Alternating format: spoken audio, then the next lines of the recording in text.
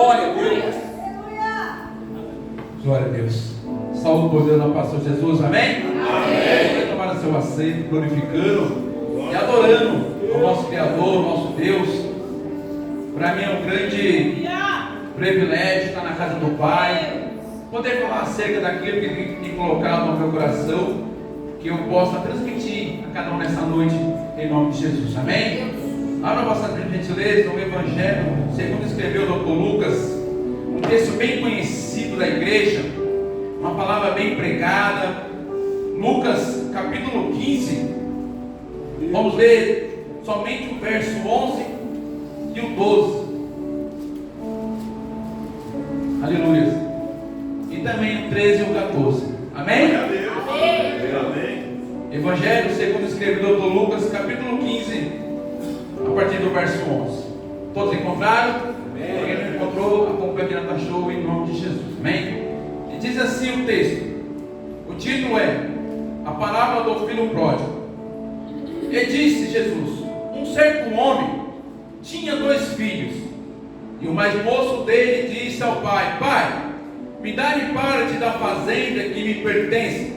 E ele partiu por eles a fazenda. E poucos dias depois, o filho mais novo, ajuntando tudo, e partiu para uma terra distante, e ali desperdiçou a sua fazenda, vivendo de qualquer maneira. E havendo ele gastado tudo, houve fome naquela grande terra, e começou a padecer necessidade. Amém? Como eu disse, é um texto bastante conhecido da igreja, mas Deus tem mostrado algo diferente ao meu coração nessa noite. É interessante que Jesus, Ele vai pregar para grupos diferentes nesse momento. Sabemos nós que ali está os fariseus, está os publicanos, está os escribas, mestres das leis, homens cultos, homens que entendiam acerca da lei Torá, de todo o evangelho daquela época. E é interessante que aqueles homens que estão ali para ouvir e aprender mais com o mestre, com o Senhor, são os que mais começam a indagar a Jesus Cristo, são os que mais começam a duvidar do ministério do Messias. Por quê? Porque eles achavam ser conhecedor de tudo, eles se achavam ser melhores do que o povo, eles se achavam até melhores que seu próprio Jesus. Se não vejamos, publicanos eram aqueles judeus que o Império Romano contratava para cobrar impostos, e era assim que eles viviam naquela época. E os fariseus, como os próprios escribas, eram homens cultos, homens que conheciam a lei, homens que viviam só de aparência. É verdade que não era todos, mas alguns fariseus e escribas, eles viviam somente de aparência, porque conheciam a lei, porque conheciam os mandamentos, mas não praticavam. E nos dias de hoje não é diferente. A gente conhece a lei, a gente conhece o mandamento, a gente conhece da forma que tem que ser, da forma que tem que adorar, mas talvez porque conhecer demais, deixamos de adorar da forma como deve ser. E algo me impactava que Jesus vai ensinar para aquele povo, aquele grupo de pessoas, acerca do amor de Cristo. Ele somente só estava ensinando, aplicando o amor do seu Deus Pai. Era o culto daquele dia. E é interessante que ele vai falar de 2 parábolas. Sabemos nós que o Evangelho de Lucas, seu capítulo 15, ele é dividido em 3. A parábola da ovelha perdida, da dracma e do filho perdido. O interessante é que a ovelha perdida, o pastor vai atrás. Entenda que não foi a igreja que expulsou, não foi o pastor que abandonou, foi a ovelha que se perdeu no meio do caminho. E o Jesus vai nos ensinando que esse pastor volta para buscar essa única ovelha perdida. E houve uma grande festa quando o pastor encontrou aquela ovelha. E o segundo vai dizer que essa mulher perde uma dracma, e ela ligeiramente pega uma vassoura, uma lamparina, e começa a achar. E quando ela acha, o texto diz que ela convida as suas amigas, vizinhas, e houve uma grande festa. Presbítero, eu não estou entendendo ainda. Toda vez que uma alma é salva, toda vez que uma alma é curada, toda vez que uma alma é liberta, a festa no céu.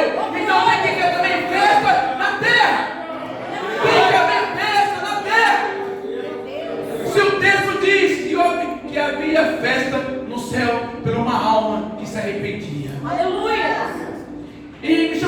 atenção que nas duas primeiras palavras, Jesus ele é muito rápido. Ele é muito breve, pastor. Ele vai falando. E aí eu começo a entender e parece que o povo ainda não entendeu. Pergunta, por quê, presbítero? Por quê, presbítero? Porque aí ele entra no filho pródigo. Aleluia. Tem coisa que Jesus fala uma, duas, três. É assim ou não é? Sim. É só comigo ou não? Não. É com todo mundo. Aleluia. Por que isso? Porque Ele quer que a gente entenda de uma maneira fácil, simples, o amor dele.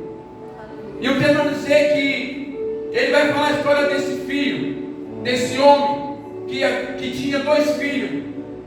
E o mais novo pegou, pediu parte da sua fazenda e resolveu ir embora. E eu quero dizer que o seu pai o divide. Não há ali não há um impedimento de ele pegar a sua herança que era por direito. Mas bem sabemos, eu e vocês, que não era hora, não era tempo, como eu disse agora há pouco. É um texto bastante conhecido e pregado, sim ou não? Só que não era hora. E o pai, com todo amor, com todo carinho, se é isso que você quer, então toma, filho. E ele foi. E lemos nós que ele foi para uma terra distante, gastou tudo o que tinha. Porque às vezes nós achamos que o nosso intelectual, a nossa sabedoria, o nosso poder aquisitivo, ou porque somos formosos, porque somos pessoas cultas, isso não nos impede de o adversário nos atacar. Isso não impede dele querer destruir aquilo que Deus tem para mim e para vós. Mas esse texto vai nos ensinar que nós devemos tomar cuidado com as coisas de Deus. E o texto diz que ele sai para gastar, e de repente ele gasta tudo. A Bíblia deixa bem claro que ele inclusive gastou com as meretrizes. Ficou sem nada, ficou no zero. Agora ele se encontra sozinho, abatido, esquecido. Meu Deus! Um morador de rua, um mendigo, um homem digno de ser chamado de filho. E ele vai para essa terra tão distante. E o texto vai nos dizer, ele nos ensina. Então ele chega numa certa fazenda. E aí ele encontra aquele fazendeiro como criador de porcos.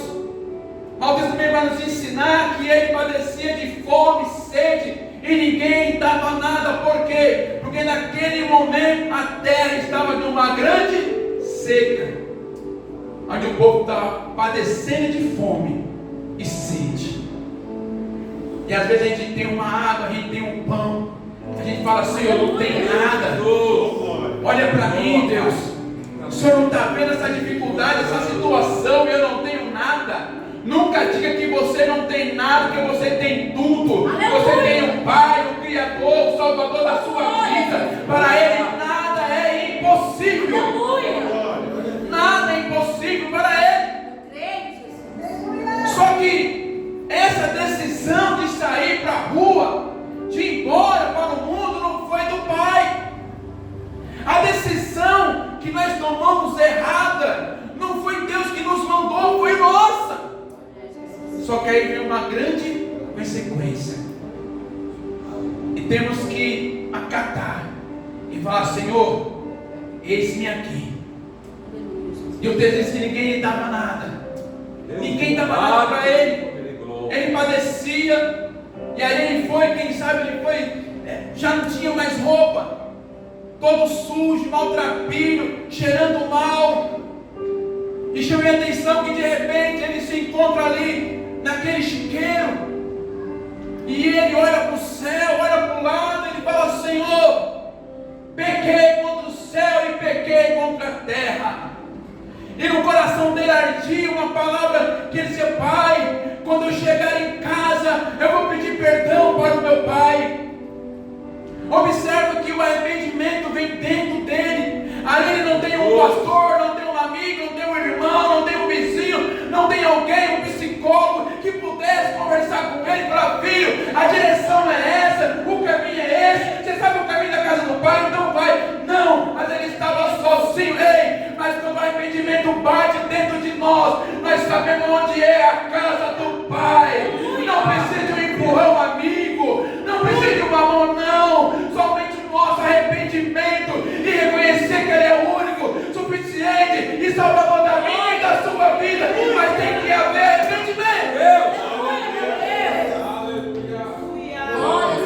Porque se não haver arrependimento, nós vamos fazer campanha, vamos orar, vamos para um monte, vamos fazer tudo, mas se não houver, fica difícil voltar para a casa do Pai.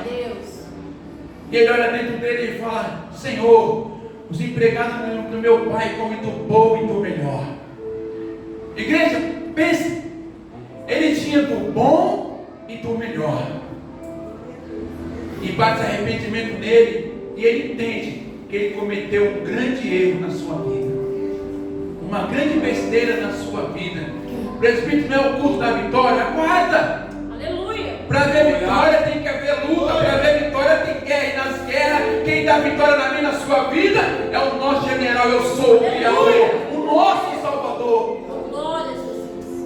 E ele se arrepende, e ele volta para a casa do Pai. E sabe o que é interessante? Quando ele se arrepende, ele encontra, sabe o que? A misericórdia, o amor e a graça de Deus. Aleluia. Nós precisamos se arrepender, porque às vezes nós achamos que somos tão santos, que não precisa de se arrepender de nada. Mas tem que haver uma necessidade minha e sua, e reconhecer que nós estamos falhando, reconhecer que nós somos pecadores, reconhecer que nós precisamos da graça do Espírito Santo sobre as nossas vidas. Esse homem não culpou o vizinho, ele não culpou o teu irmão, ele não culpou o pastor, ele não culpou a igreja, ele achou a culpa dentro dele.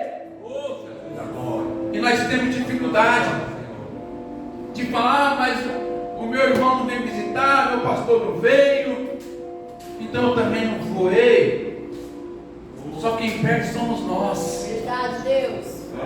Esse homem, ele se sentia ninguém, mas ele sabia que na casa do Pai tinha tudo. Aleluia. Ele sabia que na casa do Pai ele poderia reviver, porque ele já estava morto. Ele sabia que na casa do Pai ele poderia se alegrar. Ele sabia que na casa do Pai poderia haver uma festa. E quando nós viemos para a igreja, não pode ser diferente. Nós estamos se arrumando, perfumando: Senhor, eu vou para a casa do Pai, porque lá tem graça, tem misericórdia, tem amor. Ah, meu Deus, lá tem cura, tem transformação, porque na casa do Pai tem tudo. Aleluia.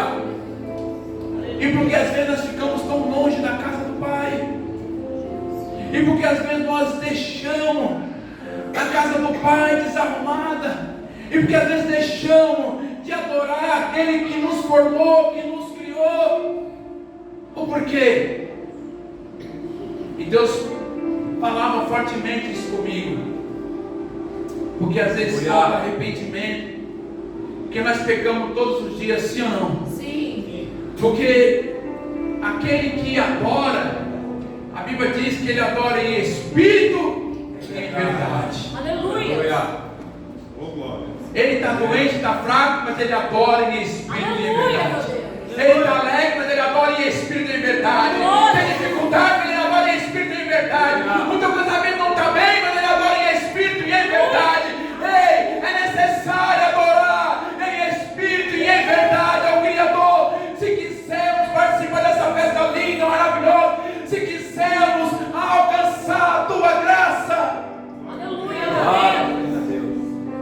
O apóstolo Paulo vai dizer que há muitos que dormem, e nós sabemos que muitos que começaram adiante, pregando, louvando, profetizando, já estão há 10, 15, 20 anos, sem sentir a presença do Pai, sem saber que é participar de uma festa, sem saber que faz: Senhor, eis-me aqui.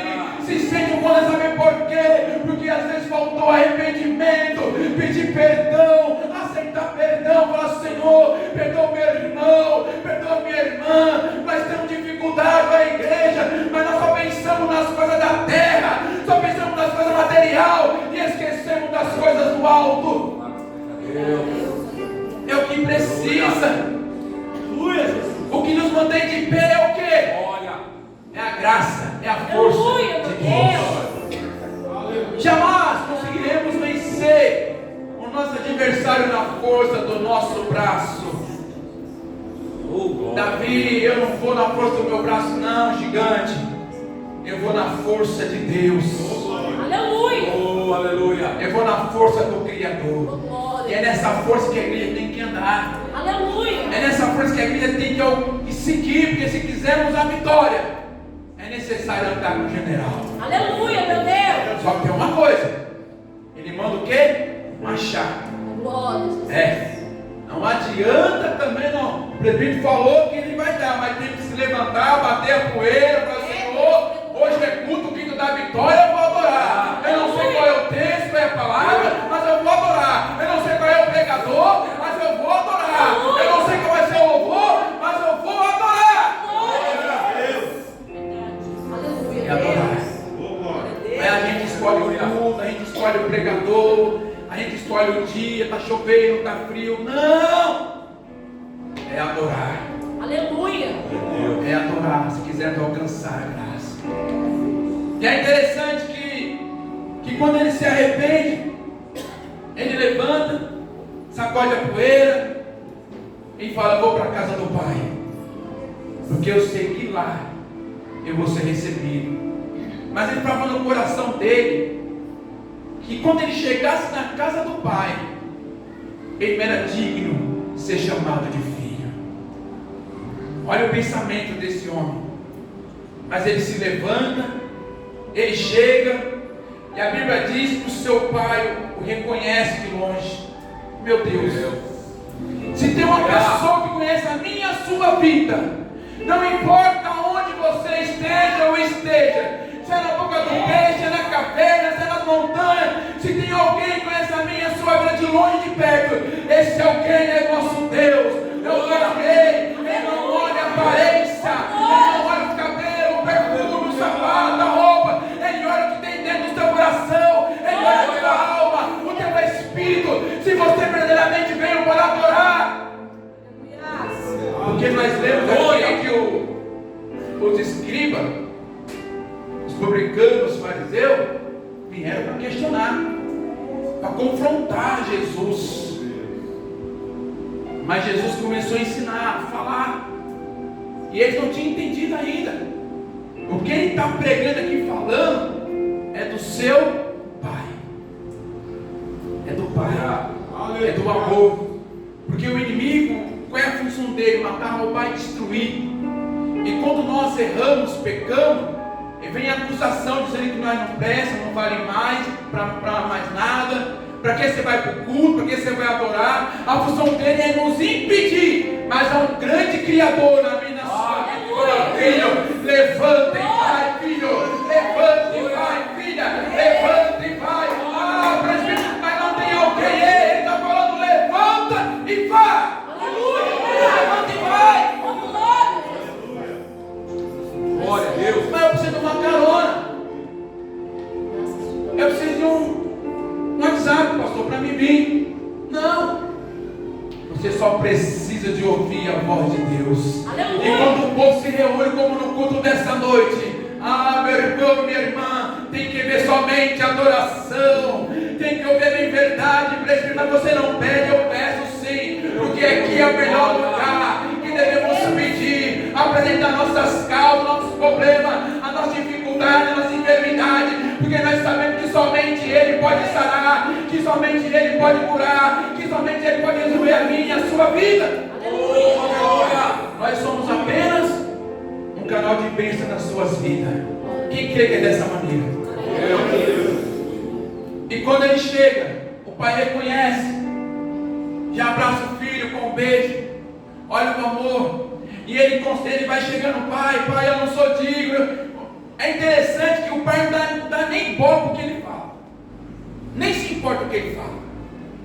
Talvez o pai me fale assim: eu sei, você pecou, eu não falei para você. Está escrito isso na Bíblia?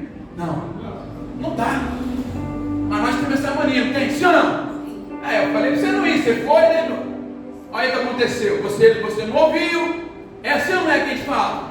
Mas Jesus está nos ensinando que o pai dele não o acusou, não o apontou, não deixou de castigo. Não, ele foi muito pelo contrário. Ele abraçou, beijou, chamou os seus criados: ei, vai lá, Glória a Deus.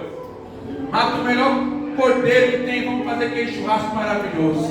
Eita Deus, Quando uma alma se chega até Ele, não tem chicote. Por que não tem chicote? Sabe por quê? Porque Ele já tomou naquela cruz. Não tem acusação, sabe por quê? Porque Ele já foi acusado. Que era para ser eu e você. O chicote, a acusação, a cusperada, era para ser em mim, em vós. Mas foi nele, Ele tomou tudo sobre Ele. Então o que importa é que Ele seja adorado. Aleluia. Vamos viver Jesus. Aleluia. Vamos viver a graça de Deus. Glória. As demais coisas Ele nos acrescentará. Vamos viver, vamos falar, Senhor, eu preciso adorar, eu preciso chegar mais perto de Ti. Aleluia. E Ele chega. E o Pai, vamos fazer uma festa. Mas eu estou vendo assim, querido, precisa de um banho aí, chique. Vamos fazer a barba, vamos cortar o cabelo.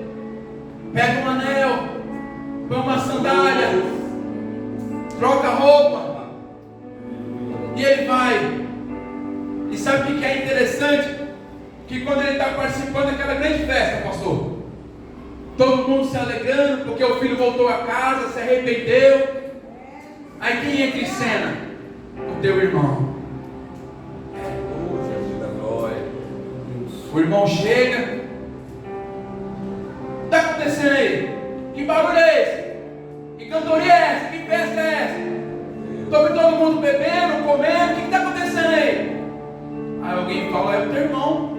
Lembra dele? Que foi embora, pegou metade da herança. Você vai lembrar da história, não lembra? É, mas tem muitos anos que ele foi embora, hein? Mas ele está de volta? É ele mesmo? Espera aí, deixa eu ver. Ele viu um camarada sem amor, com o próprio irmão de sangue, sem carinho, sem compaixão. Ele deveria ter ido até o irmão dele. Ô irmão, que bom que você voltou. É, Jesus. Ô irmão, que bom que você chegou à casa do Pai. E às vezes falta isso para nós. Que bom que você voltou, meu irmão, minha irmã. Que bom que você voltou à casa do Pai. Não, mas esse camarada aqui, ele ficou chateado, ficou magoado, ficou triste, porque ele precisava ser tratado na alma, no coração, na mente dele, e saber que o teu irmão estava morto, perdido, e voltou para a casa do Pai. Ele foi tão intransigente que ele nem falou com o teu irmão. Ele chamou o pai para um debate. Olha a audácia. Senhor, ô pai, não acredito. Ei, deixa eu falar uma coisa. Tem gente, escute isso, que não gosta da minha e da sua alegria. É, Jesus. Não gosta. Não porque você fez algo mal, porque ele simplesmente não gosta. Porque ela precisa ser tratada, precisa ser. Só que isso, o inimigo faz isso para tirar eu e você da bênção. Mas o texto diz que esse irmão não diz nada, ele nem viu o outro questionando. Mas a festa continuou. A festa continuou. O povo estava comendo, bebendo, glorificando a Deus porque ele voltou. Aleluia. E aí alguém fala mal de mim, de você, você acaba a festa, vai embora triste. Por que você faz isso? Se quem está proporcionando a festa é Deus, é Jesus. Aleluia. Olha. E aí ele vai questionar o pai. Ô pai, peraí, estou aqui há tanto tempo, não falta o culto, estou aqui dando o meu melhor, estou aqui trabalhando dia e noite na obra, estou aqui sempre te respeitando, e para mim o Senhor não me dá nada. Eu mal nem um cabrito o Senhor me dá. E o pai dele fala: filho, você não fez uma festa como essa que você nunca quis. Sabe aquela festa que você fala assim: ah, pastor, não vai dar. Dá. Aleluia. Viu? Dá. Sabe aquele sonho que você fala assim: olha, é impossível. É possível sim. Sabe aquela viagem que está aí há 10 anos planejando e não vai? Vai. Eita, glória. Dá para ir sim. Aleluia. Sabe aqueles projetos que você tem? Ah, Senhor, está no fundo bem. Deus tirou do fundo do poço. Dá sim, pode ir. Aleluia. Mas tem que Aleluia. ver. Você está na casa do Pai, filhos. Está na casa do Pai. Oh, Ele aleluia. questiona o pai que não tem nada. E o pai dele fala: filho. Quem sabe ser nós, quem mais é mais ignorante, né? É assim, não é? Quem sabe a verdade fala: sua filha, deixa palhaçada, rapaz. Você está de brincadeira comigo? Olha aí, ó. Olha a fazenda é toda para vocês. Você acha que eu quero alguma coisa dessa terra? E lembrando nós que aqui o Pai representa Deus. Você acha que Deus quer tomar algo da gente, sendo que tudo é dele, pastor? Aleluia. Tudo é dele. O ouro, a prata, disso aqui é de quem? É dele. A vida é dele, a essência dele, o poder é dele, o querer é dele. Se ele falou que dá para você fazer, então faça. Aleluia, Deus. Aleluia. Não vai fazer loucura, né, irmão? Com responsabilidade, né? Não, porque o presbítero falou que dá, né, pastor? Não, pera aí. Segue o texto aqui, amém? Entenda que a gente fica arrumando desculpa, que não dá, que não dá. Dá, igreja. É só confiar, planejar certinho. Mas onde você quer chegar? O que precisa da minha e da sua parte é adorar o Pai em qualquer momento. Sabe por quê? Que quando nós reconhecemos Ele como único, suficiente, Salvador, irmão, pode ficar tranquila. A adversidade vem, mas a vitória também é certa. Aleluia. A vitória é certa por quê? Porque aquele que adora o Pai e Espírito, ele tem prazer de abençoar, ele tem prazer de falar: filho, que bom que você voltou para casa, agora eu te recebo como abraço, como um beijo. Mas o que chama a minha atenção, que esse irmão, o filho pródigo que ficou dentro de casa, ele precisava ver isso, ele precisava aprender com teu irmão, que ele não tinha misericórdia, não tinha amor, era uma pessoa egoísta. O que Deus vai tirar também da sua vida nessa noite é tirar todo o egoísmo de nossas vidas, toda a tristeza, toda a mágoa, e está falando: meu teu coração, filha minha, filho meu, eu tenho o melhor para vocês. Eu tenho o melhor, diz o Senhor do deserto. Eu tenho o melhor. Sabe, chama a minha atenção que quando o pai pede para trazer o anel, a sandália, a veste, olha só, o anel no dedo simboliza aliança com Deus. Aqui a sandália significa a dignidade e reconhecimento como filho,